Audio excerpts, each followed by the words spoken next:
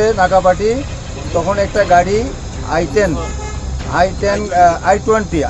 একটা গাড়ি আগরতলার দিকের থেকে যাইতে আসলো। তো গাড়িটা সন্দেহ হয়েছে, যখন সার্চ করছে এখানে 3টা লোক আসছিল গাড়িতে, ড্রাইভার সহ, মলিন দেববর্মা, তারপরে আসলো পরিবেশ দেববর্মা, অনিল দেববর্মা। তাদের বাড়ি হলো বৈরাগী রেপা তেলিয়ামুড়া থানার আন্ডারে। তো তারা এখানে কিছু টাকা পাওয়া গেছে, টাকাগুলি আমরা দেখলাম, আপাতত দেখেই আমরা বুঝতে পারলাম এগুলি সব ফেক কারেন্সি। 75,000 টাকা, যেটা ইন্ডিয়ান ফেক কারেন্সি তার কাছে পাওয়া গেছে। তারা আমরা জিজ্ঞাসাবাদ করতেছি এবং এই নিয়ে আমরা এটা তদন্ত করব, কেস রেজিস্টার করব। গাড়ির নাম্বারটা হলো TR01 BV0792।